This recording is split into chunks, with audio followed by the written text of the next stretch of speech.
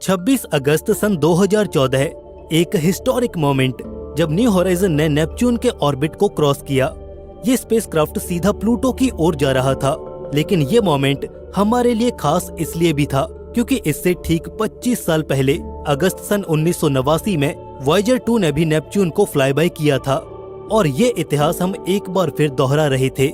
इससे पहले हमने नेपच्यून के बाद आने वाले किसी भी ग्रह को एक्सप्लोर नहीं किया था, लेकिन 2015 में हमने वो इतिहास भी रच दिया न्यू होराइजन मिशन से। इस मिशन के दौरान हमने काइपर बेल्ट के राजा कहे जाने वाले प्लूटो और इसके अलावा भी कई काइपर बेल्ट ऑब्जेक्ट्स को एक्सप्लोर किया। पर अब हम दोबारा से वॉयेजर्स पर एक नजर डालना चाहेंगे कि ये काम तो वॉयेजर्स भी कर सकते थे। तो वॉयेजर्स को लॉन्च किया गया 1977 में और पूरे 1980s तक ये दोनों स्पेसक्राफ्ट वॉयेजर 1 और वॉयेजर 2 इतिहास बनाते गए। हमारे सोलर सिस्टम के चारों gas Giants Jupiter, Saturn, Uranus और नेपच्यून को इन्होंने डिटेल में स्टडी किया, पर लॉन्च के समय इनका कोर मिशन जुपिटर और सैटर्न सिस्टम को एक्सप्लोर करना ही था, जिसके लिए इन्हें साइंटिफिक इंस्ट्रूमेंट से भी लैस किया गया था। ये इंस्ट्रूमेंट वैज्ञानिकों की उम्मीदों से कहीं ज्यादा बेहतर परफॉर्म कर रहे थे, इसलिए दोनों ही स्पेसक्राफ्ट के मिशंस को और आगे बढ़ा दिया गया। अपने कोर मिशन को पूरा करने के बाद एक्सटेंडेड मिशन में वॉयेजर 2 को यूरेनस और नेपच्यून को एक्सप्लोर करना था।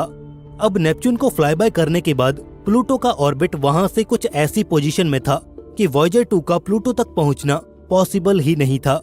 लेकिन वॉयेजर 1 वो तो सैटर्न को फ्लाई बाय करने के बाद प्लूटो तक जा सकता था, लेकिन क्या वो गया? नहीं।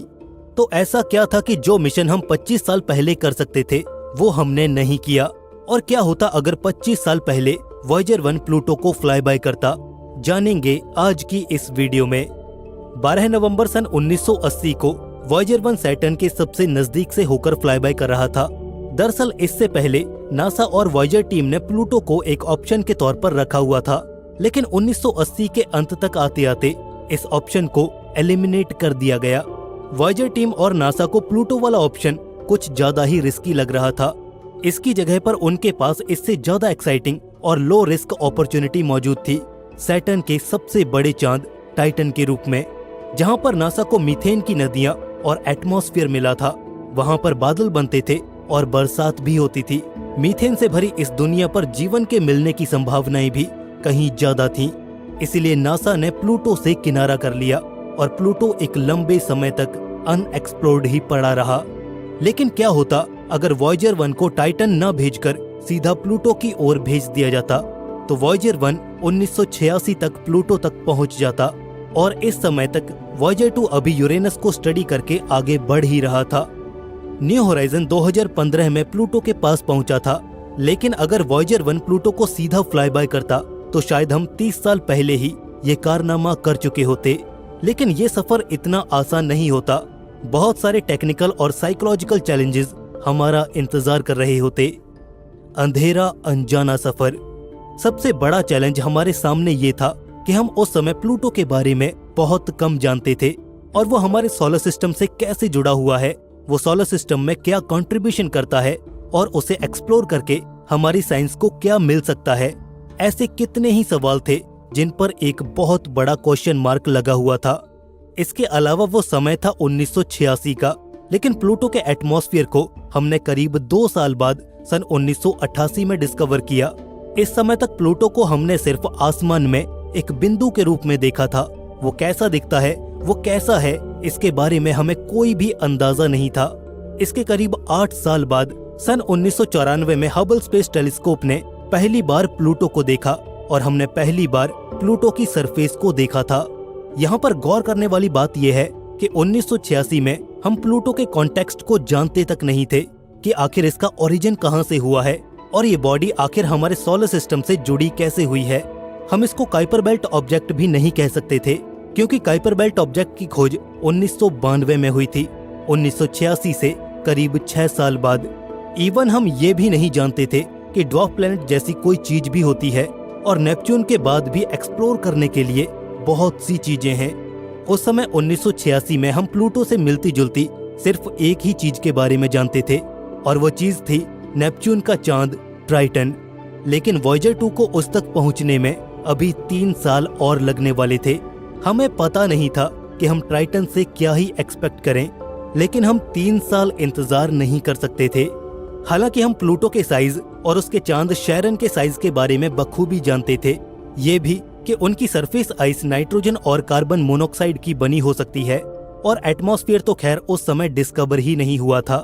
प्लूटो के पूरे सिस्टम के बारे में हमें कोई खबर नहीं थी कि इसके कितने चांद हैं, और ये जानकारी किसी भी फ्लाई बाय मिशन के लिए बहुत अहम होती है, ताकि हम सारी कैलकुलेशंस को वहां पर मौजूद बॉडी की ग्रेविटेशनल इंटरेक्शन को मद्देनजर रखते हुए ही करें। पर प्लूटो के सारे मून्स को हम 2005 से 2012 तक ही डिस्कवर कर पाए।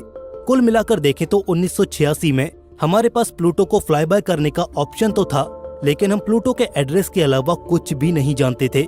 ये एक अनजान जगह पर आंख बंद करके ड्राइविंग करने जैसा होता, जहां पर कब क्या हो जाए कुछ नहीं पता, और ऐसा रिस्क शायद कोई भी नहीं लेना चाहेगा। Technological advancement. वॉयेजर 1 के पास ऑन बोर्ड कुछ कैमरास थे, स्पेक्ट्रोमीटर, प्लाज्मा एक्सपेरिमेंट और सेंसिटिव मैग्नेटोमीटर्स।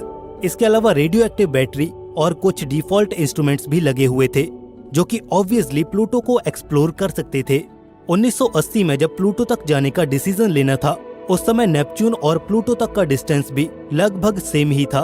अब क्योंकि वॉयेजर 1 के इंस्ट्रूमेंट्स आज भी काम कर रहे हैं, तो इसका मतलब ये है कि वो प्लूटो तक तो बिना किसी दिक्कत के काम कर ही जाते और हम प्लूटो तक की यात्रा सफलतापूर्वक कर लेते। लेकिन यहाँ पर भी कुछ रोचक है जानने को। ये बात सही है कि वॉयेजर 1 प्लूटो और उसके चांद शैरन को मैप करने के काबिल था। वो प्लूटो के एटमॉस्फेयर और उसकी बेसिक प्रॉपर्टीज को स्टडी कर सकता था, लेकिन वॉयेजर टीम ने इस मिशन को छोटे छोटे मून्स को स्टडी करने के लिए नहीं बनाया था, जो कि प्लूटो के नजदीक मिलने ही वाले थे, और न ही वॉयेजर इतनी डिटेल के साथ प्लूटो को एक्सप्लोर कर पाता जितना कि हम न्यू होराइजन से कर पाए।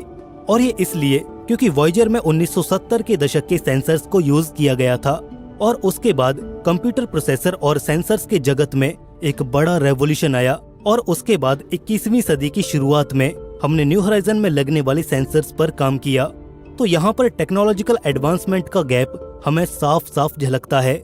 इसका अंदाजा आप इसी बात से लगा सकते हैं कि वॉयेजर 1 के अल्ट्रा वायलेट स्पेक्ट्रोमीटर में केवल 2 ही पिक्सल्स थे, लेकिन न्यू होराइजन के the Alice ultraviolet spectrometer में 32,000 से भी ज्यादा पिक्सल्स थे, जो कि प्लूटो को वॉयेजर के मुकाबले 16,000 गुना ज्यादा एफिशिएंटली स्टडी कर पाए।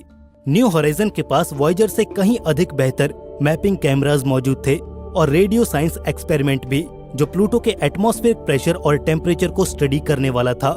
इसके अलावा एक डस्ट इम्पैक्ट डिटेक्टर भी न्यू होराइजन पर लगाया गया था, पर वॉयेजर पर ऐसी कोई भी टेक्नोलॉजी नहीं थी। पर वॉयेजर के पास एक बड़ा एंटीना था और एक बड़ा बैटरी बैकअप भी, जिससे वो न्यू होराइजन से करीब 10 गुना ज्यादा तेजी से सिग्नल्स को ट्रांसमिट कर सकता था। लेकिन वहीं उसकी मेमोरी न्यू होराइजन के मुकाबले बहुत ही ज्यादा कम थी, जिसकी वजह से जो डेटा सेट वॉयेजर से हमें मिलता वो बहुत ही कम होता। तो यहाँ से हमें ये पता चलता है कि अगर वॉयेजर 1 प्लूटो को विजिट करता तो हमें डेटा तो मिलता, लेकिन उस डेटा की क्वालिटी उतनी बेहतर नहीं होती जो हमें न्यू होराइजन से मिल पाई। डिस्कवरीज और डेटा। अगर वाकई में सन 1986 में वॉयेजर 1 को प्लूटो की ओर भेज दिया जाता, तो फॉर श्योर आज वॉयेजर 1 के खाते में वो सभी डिस्कवरीज होती जो हमने 2015 में की हैं। पर हमें यहाँ पर कॉम्प्रोमाइज करना पड़ता डेटा और डाइवर्सिटी के साथ।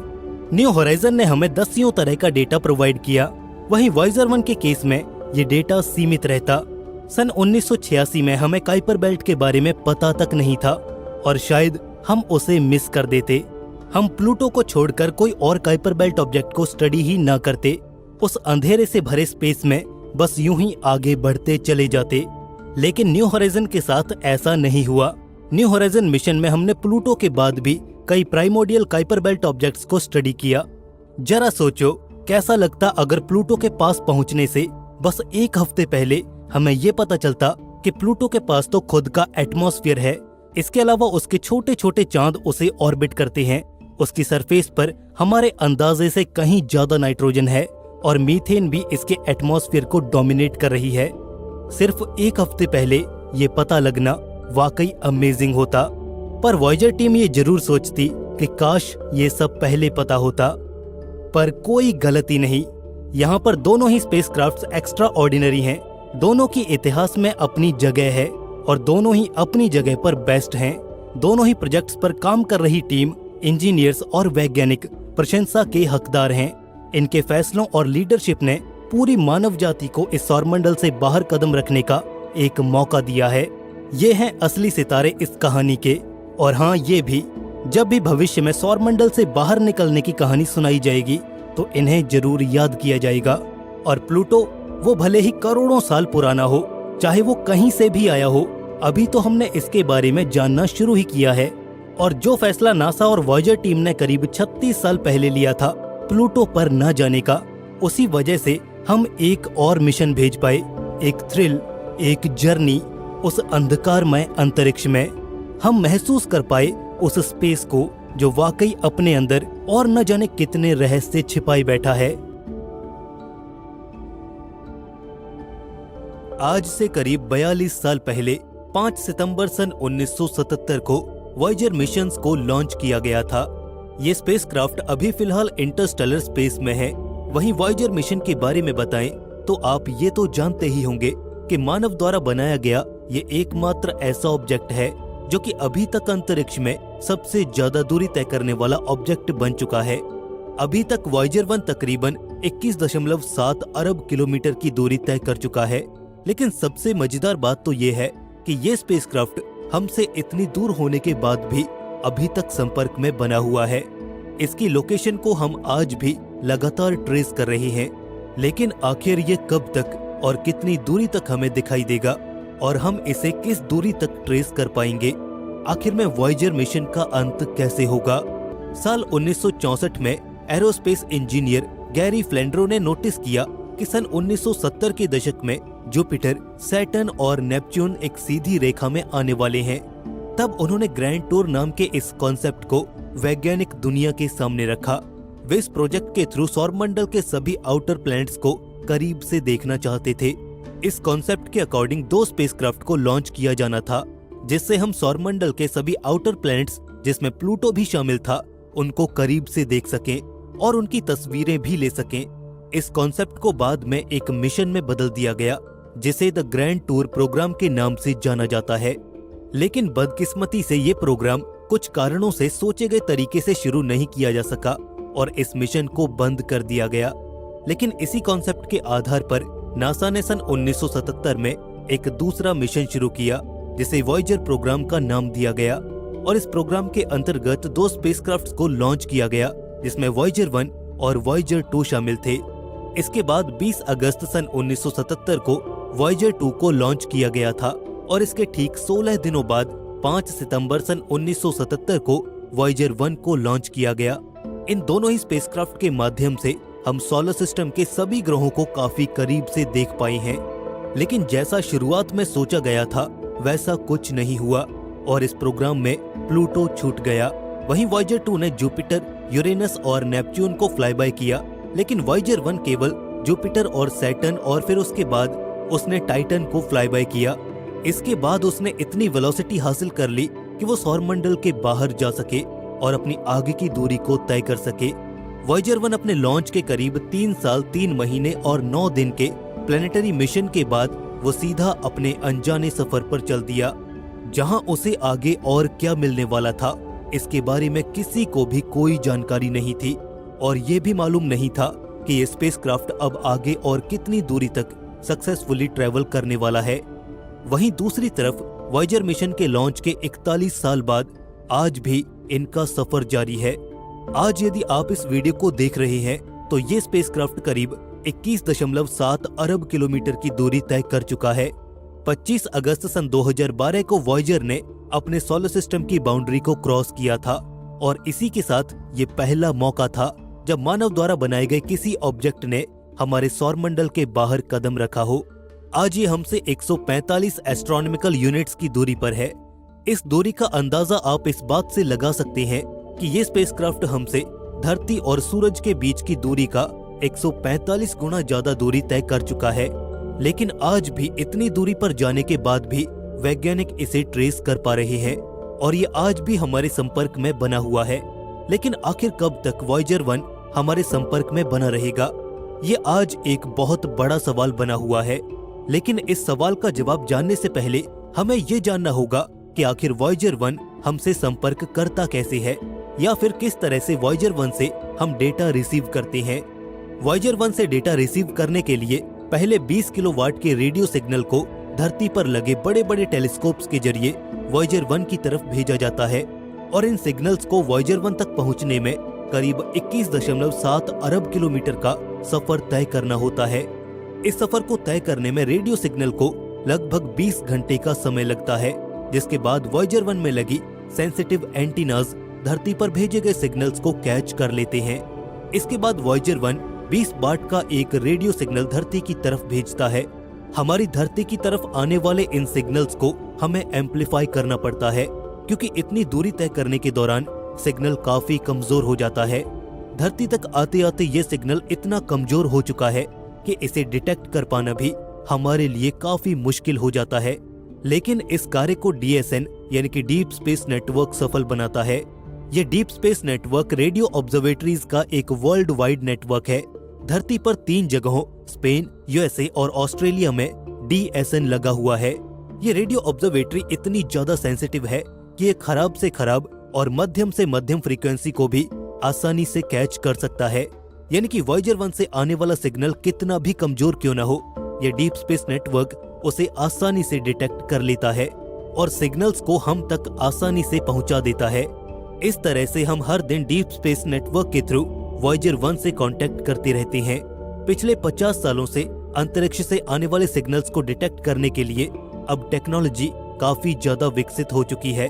वर्तमान समय की टेक्नोलॉजी से हम कई प्रकाश वर्ष दूर से आने वाले रेडियो सिग्नल्स को भी आसानी से डिटेक्ट कर सकते हैं, क्योंकि अब हमारे रेडियो एंटीनाज काफी कमजोर सिग्नल्स को भी डिटेक्ट कर पाने में सक्षम हो चुके हैं। इस तरह से हम कह सकते हैं कि वॉयेजर 1 की लोकेशन को डिटेक्ट करने की हमारी कोई लिमिट नहीं है। लेकिन यहाँ पर सबसे बड़ी समस्या है कि Voyager 1 radio isotope thermo electric generator यानी कि RTG के माध्यम से चलता है।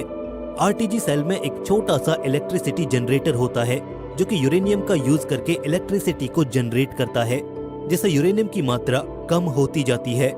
इस तरह RTG सेल को पूरी तरह से खत्म होने में कई साल लग जाएंगे, जिसका मतलब यह है कि ये काफी लंबे समय तक अपनी सर्विसेज देने में सक्षम है। वॉयेजर 1 इस समय 17 किलोमीटर प्रति सेकंड की रफ्तार से आगे बढ़ता जा रहा है और इसमें लगा हुआ RTG सेल अब धीरे धीरे कमजोर होता जा रहा है, जिसके कारण इसकी पावर पहले की तुलना में काफी ज्यादा कम हो चुकी है। सन 1990 में वॉयेजर 1 में जो कैमरास लगाए गए थे उनको भी अब बंद किया जा चुका है, ताकि एनर्जी को बचाया जा सके और इसे ज्यादा से ज्यादा दूरी तक लेकर जाया जा सके। और अब वैज्ञानिकों ने दावा किया है कि वॉयेजर 1 को साल 2025 तक ही संचालित किया जा सकेगा और 2025 तक ही ये हमारे संपर्क में रह पाएगा। ऐसा इसलिए क्योंकि 2025 के बाद वॉयेजर 1 का RTG इतनी इलेक्ट्रिकल पावर जनरेट नहीं कर पाएगा कि इसमें लगे हुए साइंटिफिक इंस्ट्रूमेंट्स को सफिशिएंट पावर सप्लाई मिल सके और वो हमसे लगातार संपर्क में बना रहे। इसलिए अब वॉयेजर 1 ज्यादा दिनों तक हमारे संपर्क में नहीं रहने वाला और इस तरह से ये कहा जा सकता है कि वॉयेजर 1 का अंत 2025 तक होने वाला है। इस समय वॉयेजर 1 में कुल 11 साइंटिफिक इंस्ट्रूमेंट्स लगे हुए हैं। वॉयेजर 1 में लगे उपकरणों की बात की जाए तो इसमें टेलीविजन कैमराज, इंफ्रारेड और ultraviolet sensors, magnetometer, plasma detector, cosmic ray और चार्ज्ड पार्टिकल सेंसर जैसे कई दूसरे इंस्ट्रूमेंट्स भी शामिल हैं। वहीं इसके अंदर 55 भाषाओं का अनुवाद करने की क्षमता भी मौजूद है। नासा द्वारा सिलेक्टेड रिकॉर्ड की सामग्री में 150 एनालॉग एनकोडेड फोटोज एवं विभिन्न प्रकार के साउंड्स को भी शामिल किया गया है, जिससे कि इसे संचार के माध्यम से कांटेक्ट करने में किसी तरह की कोई परेशानी न आए। लेकिन आपको बता दें कि इतना समय गुजर जाने के बाद इसमें लगे हुए इंस्ट्रूमेंट्स में से आज सिर्फ 4 इंस्ट्रूमेंट्स ही सही तरीके से काम कर रहे हैं। इस तरह जैसे जैसे इसकी दूरी हमसे बढ़ती जाएगी और 2025 तक इसमें लगा हुआ RTG लगातार कमजोर होता जाएगा, उसके बाद इसमें लगे हुए इंस्ट्रूमेंट्स को भी धीरे धीरे बंद कर दिया जाएगा और या फिर वो अपने आप ही रिस्पॉन्ड करना बंद कर देंगे। इसके साथ ही इसका कनेक्शन भी धरती से टूट जाएगा और इस तरह से ये वॉयेजर 1 अंतरिक्ष में कहीं गुम हो जाएगा, इस अंधेरे काले अंतरिक्ष में। इस मिशन ने अब तक अपने कई उद्देश्यों को सही से पूरा किया है और उसमें काफी सफलता भी मिली है। वॉयेजर मिशन ने बृहस्पति ग्रह, शनि, यूरेनस और नेपच्यून जैसे आउटर प्लैनेट्स के बारे में काफी जानकारियां जुटाई हैं। इस तरह से आज हम ये कह सकते हैं कि ये मिशन काफी हद तक सफल रहा है और ये मिशन काफी बड़ा भी रहा है, जो कि आज तक भी जारी है। सन 1977 में लॉन्च किए गए नासा के वॉयेजर 1 और वॉयेजर 2 स्पेसक्राफ्ट हमारी मानव सभ्यता के लिए एक एक्स्ट्रा ऑर्डिनरी जर्नी पर निकले हैं, जो आज इस अनंत ब्रह्मांड में ट्रैवल करते हुए किसी भी मैन मेड ऑब्जेक्ट से कहीं आगे जा चुके हैं। पहले वॉयेजर मिशन को जुपिटर और सैटर्न को एक्सप्लोर करने के लिए सिर्फ 5 साल के मिशन पीरियड के लिए ही डिजाइन किया गया था, लेकिन वॉयेजर्स ने वैज्ञानिकों की अपेक्षाओं से कहीं ज्यादा बेहतर काम किया। इसने समय रहते अपने सभी मिशन पूरे किए और फिर इसे आगे के मिशन के लिए इस अनंत अंधकार से भरे इस ब्रह्मांड में एक कभी न खत्म होने वाले सफर पर दोबारा भेज दिया गया। और आज वॉयेजर 1 हमारी धरती से करीब 14 बिलियन माइल्स की दूरी पर मौजूद है और वॉयेजर 2 भी ज्यादा पीछे नहीं है और ये लगातार इस अनंत अंधकार से भरे ब्रह्मांड में लगातार सफर कर रहे हैं। पर सवाल यह है कि नासा ने इतने ज्यादा डिस्टेंस और हार्श स्पेस कंडीशंस के बावजूद भी इन स्पेसक्राफ्ट्स को इतने लंबे समय तक कैसे ऑपरेशनल बनाए रखा। इन्हें जिंदा रखने के लिए चतुराई, कुशलता, प्रतिभा और शायद थोड़ा लक भी जरूरी था। पावर को केयरफुली मैनेज करना, लगातार एक्यूरेट सॉफ्टवेयर अपडेट्स देते रहना और टेक्निकल चैलेंजेस को ओवरकम करना। वॉयेजर मिशन टीम ने इन स्पेसक्राफ्ट्स की हिस्टोरिक जर्नी को जारी रखने के लिए हर एक मुमकिन कोशिश की है। आज की इस वीडियो में हम एक्सप्लोर करेंगे वो स्ट्रेटजीज और टेक्निक्स जो नासा ने इन वॉयेजर स्पेसक्राफ्ट्स को 4 डेकेड से भी ज्यादा समय तक ऑपरेशनल रखने के लिए इस्तेमाल की हैं। इन डिस्टेंट एक्सप्लोरर्स को आखिर किस तरह के चैलेंजेस का सामना करना पड़ा, कैसे मिशन टीम ने क्लेवर सॉल्यूशंस इंप्लीमेंट किए और इन स्पेसक्राफ्ट के लिए आगे क्या चुनौतियां हैं जब ये इंटरस्टेलर में अपनी जर्नी को लगातार कंटिन्यू करते रहेंगे। इस कहानी के हर एक मोड़ पर एक अनसॉल्व्ड मिस्ट्री छिपी हुई है। क्या ये वॉयेजर्स हमें इस ब्रह्मांड के और ज्यादा दूर के रहस्य बताने में कामयाब हो पाएंगे? आखिर कब तक नासा इन स्पेसक्राफ्ट्स को जिंदा रख पाएगा? वॉयेजर 1 और वॉयेजर 2 की ये जर्नी न केवल स्पेस एक्सप्लोरेशन के लिए एक माइलस्टोन है, बल्कि ये मिशन हमें सिखाता है कि कैसे लिमिटेड रिसोर्सेज और एक्सट्रीम कंडीशंस में भी इनोवेशन और डिटर्मिनेशन के साथ असंभव को भी संभव बनाया जा सकता है। The power of RTGs, radioisotope thermoelectric generators. Voyager spacecrafts के इतने लंबे समय तक ऑपरेशनल रहने का एक की रीजन है उनका power source, radio isotope thermoelectric generators यानी आरटीजीज। हमारे ट्रेडिशनल सोलर पैनल्स जो सनलाइट पर डिपेंड करते हैं लेकिन उन्हें डीप स्पेस में यूज नहीं कर सकते, इसलिए वॉयेजर स्पेसक्राफ्ट में आरटीजीज को यूज किया गया है। आरटीजीज रेडियो मटेरियल के नेचुरल डिके से जनरेट होने वाली हीट को इलेक्ट्रिसिटी में कन्वर्ट करते हैं। वॉयेजर स्पेसक्राफ्ट के केस में ये रेडियो एक्टिव मटेरियल प्लूटोनियम 238 है। आरटीजीज ने वॉयेजर स्पेसक्राफ्ट को लगातार और रिलायबल पावर सप्लाई प्रदान की है, जिसकी वजह से वॉयेजर डीप स्पेस में लगातार ऑपरेशनल बना रहा। ये टेक्नोलॉजी विशेष रूप से उन मिशंस के लिए आइडियल है जहां सनलाइट कम होती है और या फिर होती ही नहीं, जैसे कि आउटर प्लैनेट्स और इंटरस्टेलर स्पेस में। प्लूटोनियम 238 का natural decay process heat generate करता है, जिसे थर्मो इलेक्ट्रिक मटेरियल्स के माध्यम से डायरेक्टली इलेक्ट्रिसिटी में कन्वर्ट कर दिया जाता है। ये प्रोसेस बिना किसी मूविंग पार्ट्स के होती है, जिससे आरटीजीज बेहद रिलायबल और लॉन्ग लास्टिंग बन जाते हैं।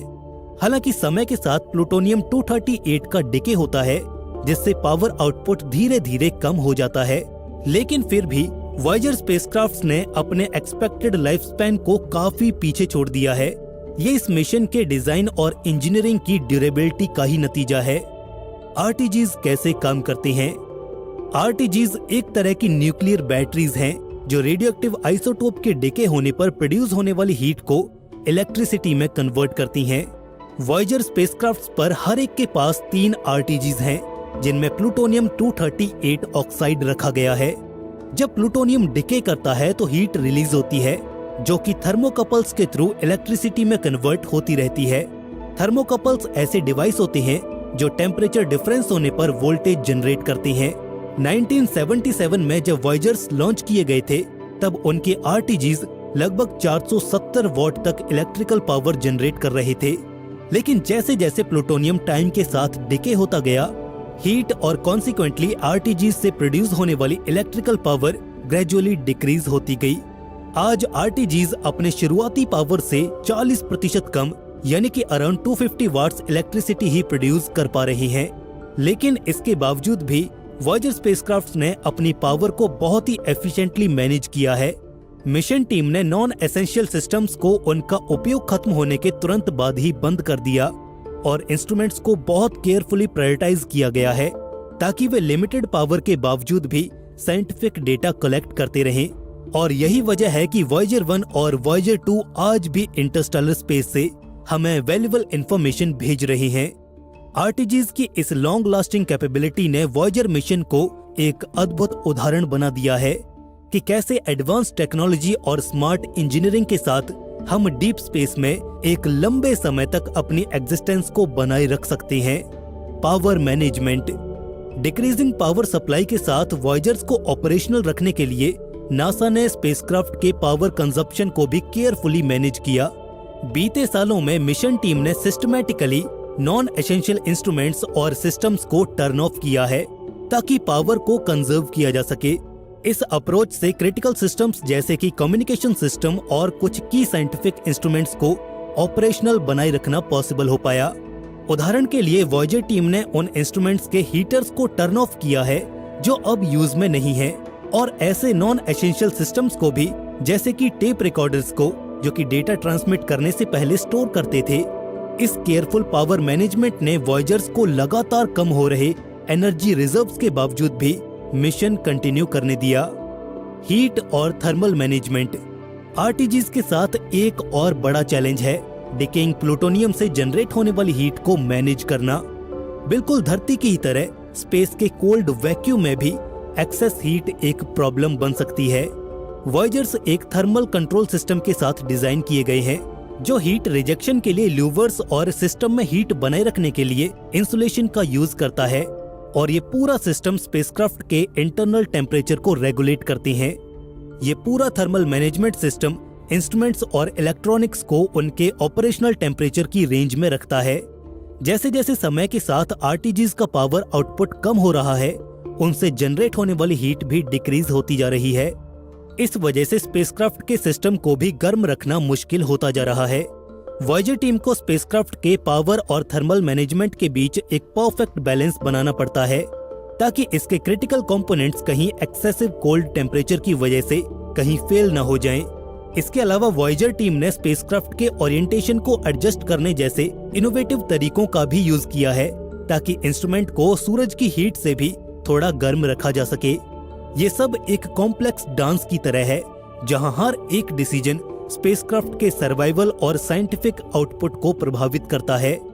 इन सब चैलेंजेस के बावजूद भी वॉयजर 1 और वॉयजर 2 ने अपनी इनक्रेडिबल जर्नी को आज तक भी जारी रखा है। Software updates and problem solving from billions of miles away. Voyager spacecraft को ऑपरेशनल रखना सिर्फ पावर मैनेज करने से पॉसिबल नहीं हुआ, बल्कि उनके सिस्टम्स और सॉफ्टवेयर की हेल्थ को मेंटेन करना भी उतना ही जरूरी है। पिछले सालों में वॉयजर मिशन टीम ने कई प्रॉब्लम्स को ट्रबल शूट किया। वॉयजर्स को कई क्रिटिकल सॉफ्टवेयर अपडेट्स भी भेजे गए और बहुत से क्रिएटिव सॉल्यूशंस भी डिवाइस किए गए, वो भी बिलियंस ऑफ माइल्स की दूरी से। Software updates. वॉयजर मिशंस की सबसे रिमार्केबल बात यह है कि इन स्पेसक्राफ्ट्स ने इतने वास्ट डिस्टेंसेस के बावजूद भी सॉफ्टवेयर अपडेट्स रिसीव किए हैं। शुरुआत में स्पेसक्राफ्ट्स के पास सिर्फ 69 किलोबाइट्स का ही मेमोरी था, जो आज के स्टैंडर्ड्स के मुकाबले काफी कम है। इस लिमिटेड मेमोरी का मैक्सिमाइज यूज करने के लिए वॉयजर टीम ने सॉफ्टवेयर्स को हाईली एफिशिएंट डिजाइन किया। मिशन गोल्स के लगातार इवॉल्व होने के बाद टीम को कई सॉफ्टवेयर अपडेट्स करने पड़े ताकि नए टास्क परफॉर्म किए जा सकें या फिर बग्स को फिक्स किया जा सके। ये अपडेट्स अर्थ से रेडियो सिग्नल्स के जरिए भेजे गए, जिन्हें स्पेसक्राफ्ट तक पहुंचने में करीब 20 घंटे लगते हैं। उदाहरण के लिए जब सन 1990 में वॉयेजर 1 को famous pale blue dot image लेने का टास्क दिया गया, तब मिशन टीम को स्पेसक्राफ्ट को स्पेशली रीप्रोग्राम करना पड़ा ताकि वो कैमरा अर्थ की तरफ पॉइंट कर सके। Diagnosing and solving problems remotely. जब वॉयेजर्स अर्थ से दूर चले गए तो कम्युनिकेशन डिले भी लगातार बढ़ता गया, जिसकी वजह से रियल टाइम प्रॉब्लम सॉल्विंग मुश्किल होती चली गई। टीम को स्पेसक्राफ्ट से रिसीव हुए डेटा के आधार पर ही प्रॉब्लम्स डायग्नोज करने के लिए कमांड्स भेजने होते हैं, जिनका रिजल्ट देखने में उन्हें कई घंटे या दिन भी लग जाती हैं। एक घटना सन 2010 की है, जब वॉयेजर 2 ने कंफ्यूज करने वाला डेटा ट्रांसमिट करना शुरू कर दिया। एनालिसिस के बाद मिशन टीम ने ये आइडेंटिफाई किया कि कंप्यूटर मेमोरी का एक बिट 0 से 1 में फ्लिप हो गया था, जो डेटा प्रोसेसिंग सिस्टम में गड़बड़ी पैदा कर रहा था। कमांड्स की एक सीरीज भेजकर सिस्टम को दोबारा से रीसेट किया गया और उसके बाद स्पेसक्राफ्ट अपने नॉर्मल ऑपरेशन पर वापस आ गया। ये एक बहुत बड़ी उपलब्धि थी, स्पेशली तब जब ये स्पेसक्राफ्ट हमसे करीब 9 बिलियन माइल्स की दूरी पर था। Dealing with ageing hardware. Voyager spacecraft अब 45 साल से भी ज्यादा पुराने हो चुके हैं और उनके सिस्टम एक्सपेक्टेड लाइफ स्पैन से काफी आगे जा चुके हैं। थ्रस्टर्स, जायरोस्कोप्स और कम्युनिकेशन सिस्टम जैसे कंपोनेंट्स में साफ साफ एजिंग के साइंस दिख रहे हैं, जिनका सॉल्यूशन मिशन टीम को क्रिएटिवली ढूंढना पड़ता है। उदाहरण के लिए स्पेसक्राफ्ट के थ्रस्टर्स, जो कि ओरिएंटेशन को एडजस्ट करती हैं, वो 4 दशकों से काम कर रहे हैं। थ्रस्टर्स के इनएफिशिएंट होने की वजह से ज्यादा पावर चाहिए होती है, जो मैन्यूवर परफॉर्म करने के लिए अक्सर यूज होते हैं। पावर कंजर्व करने के लिए मिशन टीम ने स्पेसक्राफ्ट को रीप्रोग्राम किया ताकि थ्रस्टर्स कम फ्रीक्वेंटली यूज हों और रिएक्शन व्हील्स पर ज्यादा रिलाई किया जाए। एक और जगह पर जब मिशन टीम ने यह डिस्कवर किया कि वॉयेजर 1 का primary communication antenna spacecraft orientation के चेंजेस की वजह से ऑफ टारगेट होने लगा था। इस प्रॉब्लम को सॉल्व करने के लिए मिशन टीम ने थ्रस्टर्स और रिएक्शन व्हील के कॉम्बिनेशन से एंटीना पॉइंटिंग को करेक्ट रखने के लिए एक नई स्ट्रेटजी को डेवलप किया। Innovative problem solving. Voyager mission team को स्पेसक्राफ्ट के एजिंग सिस्टम के प्रॉब्लम्स को सॉल्व करने के लिए क्रिएटिव बनना पड़ा। कुछ केसेस में तो टीम ने बिल्कुल ही नई टेक्निक्स को डेवलप किया ताकि हार्डवेयर फेलियर या लिमिटेशंस को कम किया जा सके।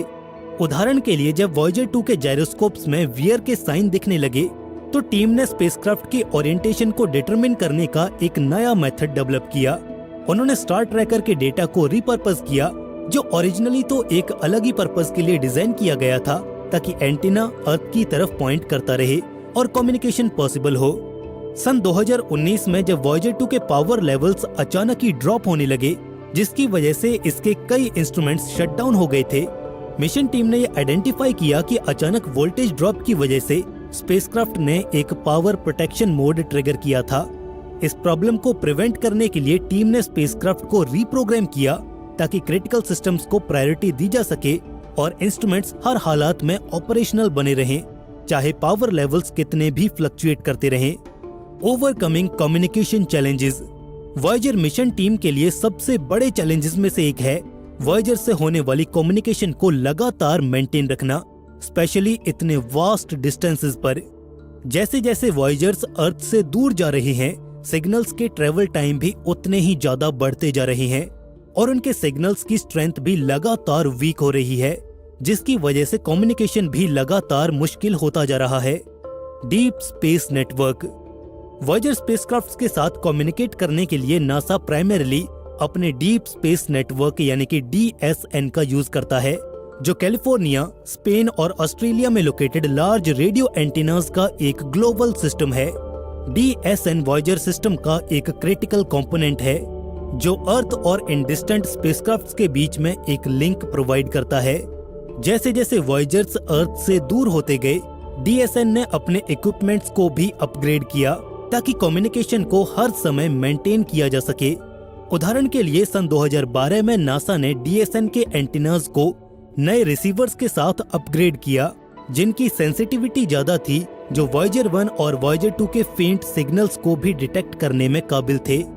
DSN के एंटीनास पावरफुल एम्पलीफायर से भी लैस किए गए हैं, जो एयरक्राफ्ट तक भेजे गए सिग्नल्स को बूस्ट करते हैं, ये इंश्योर करते हुए कि कमांड्स बिलियंस ऑफ माइल्स की दूरी के बावजूद भी उनकी प्रिसाइज लोकेशन तक पहुंच सकें। सिग्नल डिले और डेटा ट्रांसमिशन वॉयजर्स के साथ कम्युनिकेट करने का एक यूनिक चैलेंज है, और वो है सिग्नल के आदान प्रदान में लगने वाला एक लंबा समय, सिग्निफिकेंट टाइम डिले। फिलहाल अर्थ से वॉयजर 1 तक सिग्नल ट्रैवल करने में लगभग 21 घंटे लगते हैं और रिस्पांस वापस आने में और 21 घंटे। ये राउंड ट्रिप डिले लगभग 2 दिनों का होता है, जो रियल टाइम कम्युनिकेशन को इम्पॉसिबल ही बना देता है। और इसी वजह से मिशन टीम को अपनी कमांड्स को केयरफुली प्लान और सीक्वेंस करना पड़ता है। डेटा ट्रांसमिशन की एफिशिएंसी को मैक्सिमाइज करने के लिए वॉयजर्स एक टेक्निक का यूज करते हैं जिसे डेटा रेट रिडक्शन कहा जाता है। इस टेक्निक में साइंटिफिक डेटा को कंप्रेस करके ट्रांसमिट किया जाता है, जिससे spacecraft short amount of time में ज्यादा डेटा भेज सकती हैं। डीएसएन फिर अर्थ पर इस डेटा को डीकम्प्रेस और प्रोसेस करता है, ये इंश्योर करते हुए कि कोई भी वैल्यूएबल इंफॉर्मेशन लॉस्ट न हो जाए। एंटीना पॉइंटिंग और ट्रैकिंग वॉयजर्स के साथ एक स्टेबल कम्युनिकेशन लिंक मेंटेन करने के लिए प्रिसाइज एंटीना पॉइंटिंग और ट्रैकिंग जरूरी है। जैसे कि स्पेसक्राफ्ट स्पेस में लगातार ट्रैवल कर रहे हैं, जिसकी वजह से वहां से आ रहे सिग्नल्स को लगातार रिसीव करते रहने के लिए हमें अपने एंटीनाज की ओरिएंटेशन को भी लगातार चेंज करते रहना पड़ता है, जिसकी वजह से डीएसएन को कॉन्स्टेंटली अपने एंटीनाज की पोजीशन भी एडजस्ट करनी पड़ती है ताकि स्पेसक्राफ्ट पर फोकस बना रहे। वॉयजर मिशन टीम ने इसके लिए सोफिस्टिकेटेड एल्गोरिदम्स डेवलप किए हैं जो स्पेसक्राफ्ट की ट्रेजेक्टरी और ओरिएंटेशन को एकदम प्रिसाइजली प्रिडिक्ट करती हैं। ये एल्गोरिदम्स प्लैनेट्स और सेलेस्टियल बॉडीज के ग्रेविटेशनल इन्फ्लुएंस और स्पेसक्राफ्ट के अपने मूवमेंट को कंसीडर करते हैं, और ये इंश्योर करते हैं कि एंटीनाज अपने टारगेट पर एक्यूरेटली लॉक्ड रहें। सन 2020 में डीएसएन ने अपनी कैपेबिलिटीज को इम्प्रूव करने के लिए एक मेजर अपग्रेड किया, जिसमें नासा ने स्पेन के मैड्रिड में एक नया 34 मीटर एंटीना ऐड किया। इस अपग्रेड ने डीएसएन की कैपेबिलिटीज को और भी ज्यादा एनहांस कर दिया ताकि वो डिस्टेंट स्पेसक्राफ्ट्स जैसे कि वॉयजर्स के साथ आसानी से कम्युनिकेट कर सके, और ये इंश्योर किया जा सके कि वो ज्यादा से ज्यादा समय तक अर्थ के कांटेक्ट में ही रहें। फ्यूचर ऑफ वॉयजर मिशंस अब आगे जैसे जैसे वॉयजर स्पेसक्राफ्ट्स अपनी जर्नी इंटरस्टेलर स्पेस में कंटिन्यू करते जाएंगे, इवेंचुअली एक दिन उनका पावर लेवल मिनिमम थ्रेशोल्ड से भी नीचे गिरता चला जाएगा, जो इंस्ट्रूमेंट्स को ऑपरेट करने या अर्थ के साथ कम्युनिकेट करने के लिए जरूरी है। नासा का एस्टिमेट है कि 2025 के बाद आरटीजीज में इतना पावर नहीं बचेगा कि स्पेसक्राफ्ट सिस्टम्स ऑपरेशनल रह सकें, और जब ये होगा वॉयजर्स शांत हो जाएंगे और उनका हिस्टोरिक मिशन जो हमें वैल्यूएबल डेटा प्रोवाइड कर रहा था वो अपने एंड तक पहुंच जाएगा। लेकिन पावर खत्म होने के बाद भी स्पेसक्राफ्ट्स इस अनंत अंतरिक्ष में भ्रमण करते रहेंगे अपने गोल्डन रिकॉर्ड्स के साथ, जो हमारी मानव सभ्यता की तरफ से भविष्य के उन एलियंस को एक संदेश है, हमारी एग्जिस्टेंस की गवाही है उन इंटेलिजेंट एलियंस के लिए जो शायद कभी इन स्पेसक्राफ्ट तक पहुंच पाएंगी। वॉयजर्स की जर्नी इंटरस्टेलर स्पेस में ह्यूमैनिटी के पहले कदम को दर्शाती है, जो हमारे सोलर सिस्टम की सीमाओं से बाहर है। उन्होंने हमारी अंडरस्टैंडिंग को एक्सपैंड किया है, आउटर प्लैनेट्स के बारे में, हमारे सोलर सिस्टम के बारे में और हीलियोस्फीयर की कई मिस्ट्रीज को रिवील किया है। इस मिशन ने काइपर बेल्ट और इंटरस्टेलर मीडियम का वैल्यूएबल डेटा भी हमें प्रोवाइड किया। इनकी लेगेसी हमारे फ्यूचर के साइंटिस्ट, इंजीनियर्स और एक्सप्लोरर्स को लगातार इंस्पायर करती रहेगी। कंक्लूजन, फ्यूचर स्पेस एक्सप्लोरेशन की तरफ देखते हुए वॉयजर्स हमें ये याद दिलाती हैं कि जब हम अपनी नॉलेज और कैपेबिलिटीज की बाउंड्रीज को पुश करती हैं तो कुछ भी इम्पॉसिबल नहीं है। इनकी रिमार्केबल जर्नी ह्यूमन क्यूरियोसिटी और इंजेन्युइटी की पावर को डेमोन्स्ट्रेट करती है, और इनकी कहानी अभी खत्म नहीं हुई है। साइलेंट होने के बाद भी वॉयजर्स इस कॉस्मोस में अपना सफर जारी रखेंगे, हमारा मैसेज तारों तक ले जाते हुए। दोस्तों, इस पर आपकी राय क्या है? हमें कमेंट सेक्शन में जरूर बताइएगा।